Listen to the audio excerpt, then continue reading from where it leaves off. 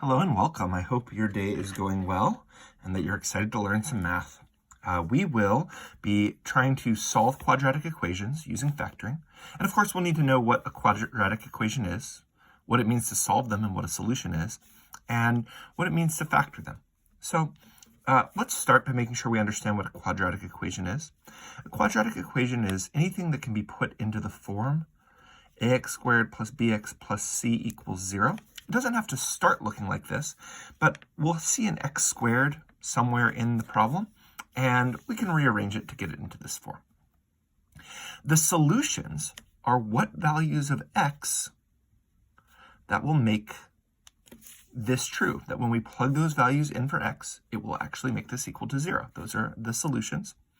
And factoring, of course, means that we're going to split whatever there is up into a multiplication expression. In fact, we can always take this and change it into two different things that are multiplying together to make 0. And this is what we refer to as factoring, is when we rewrite something as two things multiplying together. And the reason we're going to do this, the reason we want to write things multiplying together, is we want to take advantage of the zero product property, which says that if you have two things multiplying together, doesn't matter what they are, they could be linear terms or numbers, it doesn't matter at all. If you have two things multiplying together to make 0, then the only way to make 0 is if either A is equal to 0 or B is equal to 0. Those are the only ways you can multiply to make 0, is if one of those two things is 0. And so here is our first example, and we're going to take advantage of this. If we have 2x plus 5, which is multiplying, if there's nothing, no symbol in between these are multiplying times each other. 2x plus 5 is multiplying times x minus 6 to make 0, then either 2x plus 5 must equal 0, or x minus 6 must equal 0. And this changes it from a quadratic problem into two linear problems. And we know from Algebra 1 how to solve a linear equation. We can just isolate x. In this case, we can subtract 5 on both sides and get 2x equals negative 5. And we can divide by 2 on both sides. And we can get x equals, I'm going to put it as a decimal, negative 2.5. If you wanted to leave it as negative 5 halves, that's fine. On the other side, so one option is that x could equal negative 2.5, because if x is negative 2.5, 2 times negative 2.5 is negative 5, and negative 5 plus 5 would be 0, and we would have 0 times, this is like negative 8.5, but it doesn't matter, because 0 times anything will equal 0. And so this is one of our solutions. X doesn't have to equal negative 2.5. The other option is that x minus 6 could equal 0. And that happens when x is equal to 6. The solution set we can write, sometimes we'll write x equals negative 2.5 or x equals 6. Sometimes we can write it as a solution set. X equals the set of numbers, negative 2.5, comma 6. And we're just saying what all the possible x values are that can make this 0. A lot of times kids will just say, look, I can see that 6 minus 6 will be 0, so x equals 6, and skip this step. And if you feel comfortable with that, that's fine. If you can look at this and say that 2 times negative 2.5 plus 5 will give you 0, you can jump straight to that, as long as your teacher is okay with it. And different teachers have different requests for how you write your solutions, and I would definitely check with your teacher on that. These are the only two numbers that will make this expression equal to 0. All right, our next type. This is not a multiplication. Up above, we had two things multiplying times each other to make 0. Here we have two things subtracting. And so our goal when we are solving by factoring is to rewrite things that are not multiplying as a multiplication. And when there are, whenever we have things adding together and subtracting, a common technique we want to use is to factor. And one of the easiest things to look for is there a GCF, a greatest common factor? And if we know how to factor out the greatest common factor, it makes a lot of problems a lot easier. We'll look at the coefficients first. the number 2 and the number 6 have a GCF, a greatest common factor, of 2, because 2 times 1 is 2, and 2 times 3 is 6, so 2 can multiply to make both 2 and 6. They also both have an x in common. And so 2x is going to be our greatest common factor, because x times x is x squared, and x times 1 is x. 2x times x is 2x squared, and 2x times negative 3 is negative 6x. When we are factoring out a greatest common factor, an additional point I'd like to make is that if there's ever a negative number in front of the x squared coefficient, we usually factor out the negative. So in this case, because 2x is our greatest common factor, we're going to put 2x outside of a parentheses, and we're going to find what 2x needs to multiply to give us each of these terms. This is going to distribute times as many things as we would like. In this case, we'll need 2 terms. So 2x times what gives us 2x squared? The answer is x. 2x times x gives us 2x squared. And 2x times what gives us negative 6x? Well, 2x times negative 3. 2 times negative 3 gives us negative 6, and we already have the x here. And so when we distribute this, we'll get 2x squared minus 6x. We need to make sure we don't lose our equals 0 here. I see a lot of students forget to put their equals 0, and it is no longer an equation if that's not there. We want to be careful about that. And notice we have rewritten this, instead of a subtraction, as a multiplication. 2x is multiplying times x minus 3. And we can use our zero product property that says that if two things are multiplying, then one of them must be 0. So let's split this up. Either 2x could equal 0, or x minus 3 could equal 0. And we can divide by 2 and add 3, or we can just look at it and say that here x could equal 0 because 2 times 0 would be 0. X could equal 3 because 3 minus 3 would be 0. These are the values that make each of these terms equal to 0. And I'm going to write this a different way this time. I'm going to say x equals 0 or x equals 3. I could have again written it as a set, a solution set. These are both fine. So here are my solutions, because these make it so that each one of these factors is 0.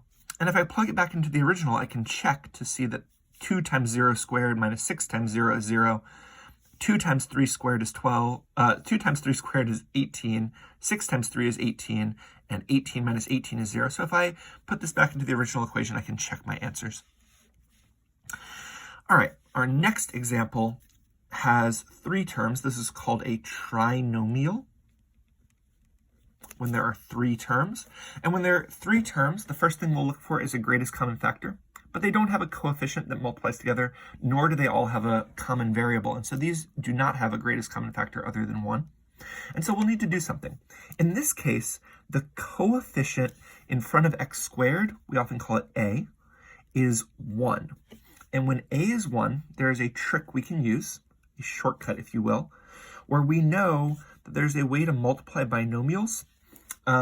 These will distribute. Maybe you used a box method, or you used FOIL, or some other method. There are a lot of different ways people multiply out. But x times x will give us the x squared term. And we need to find 2 numbers here that will multiply to make negative 14 and add to be negative 5. The reason this works is because these 2 numbers will multiply times each other, and a number times a number will give us the constant. And they will multiply, each one will multiply by x, and we'll add together those x terms to give us negative 5. Sometimes I've seen some students be very familiar with using a cross for this needs to multiply and this needs to add. If you're familiar with this, this is what we're doing here. We're finding 2 numbers that multiply to make negative 14 and add to be 5. And those 2 numbers are negative 7 and positive 2. Negative 7 times positive 2 is negative 14. Negative 7 plus 2 is negative 5. And so our binomials are going to be x minus 7 times x plus 2. Those need to multiply to make 0. And again, we've turned this into a multiplication problem.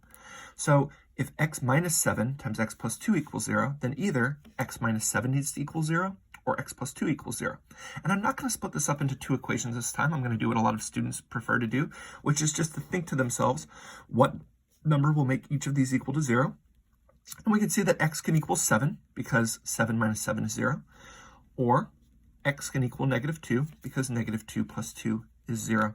And so these are my two solutions that will make the original equation equal to 0. And you can check back in the original one that putting in 7 or -2 make the equation true, which makes them solutions.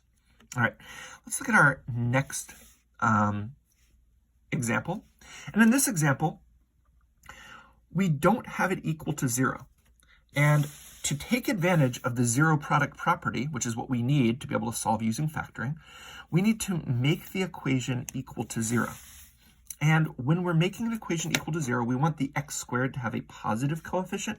So there are two ways I could make this equal to 0. I could subtract x squared on both sides. But if I did that, I would get 0 equals -x squared plus x plus 20. And I don't want the x squared to have a negative coefficient. So instead, what I'm going to do is I'm going to subtract x on both sides of the equation and subtract 20 on both sides of the equation to make the right side equal to 0. And I'm going to rewrite it over here. X squared minus x are not like terms, and so we will not combine them. And x squared, x, and -20 are not like terms, and so when we subtract x and subtract 20 on both sides, we get x squared minus x minus 20 is equal to 0. And now we're ready to try to factor to find out what multiplies, change this into a multiplying problem, so we can use the zero product property to get it into a single multiplication problem. And again, I noticed that a equals 1, and so I know this will be x times x to get me the x squared. And when it's just x times x, I can use the trick of looking for two numbers that multiply to make -20, that add to be -1. -1 is what's multiplying by x here. That's the coefficient. And so a lot of students will say what multiplies to make -20 and add to be -1, although there are lots of different structures for doing this. So let's see. -5 and +4 work. -5 times +4 is -20. -5 times plus +4 is -1. So those will be my factors. If you're struggling to see this, the fastest way to find all the different possibilities is just to take the number 20 and see what factors it has. So I usually like to start at 1. 1 times 20, 2 times 10, 3 times nothing gives me 20, but 4 times 5 gives me 20. And the next number is 5, which I've already seen here. And so these are all of the ways to multiply to make 20. And so I can use these in combination to help me figure out what can multiply to make -20 and add to be -1. So taking the factors of the number you're multiplying to is one of the fastest ways to do that if you weren't sure about that. Okay, so I have this multiplying together equaling to 0. And so x could equal 5 or x could equal -4. Those are the two possibilities to make this equal to 0. And of course, I could write this as a solution set. I want to show you when we write a solution set, we usually list from smallest to largest. So even though I had 5 or -4, in my solution set, I'll usually write -4 or 5.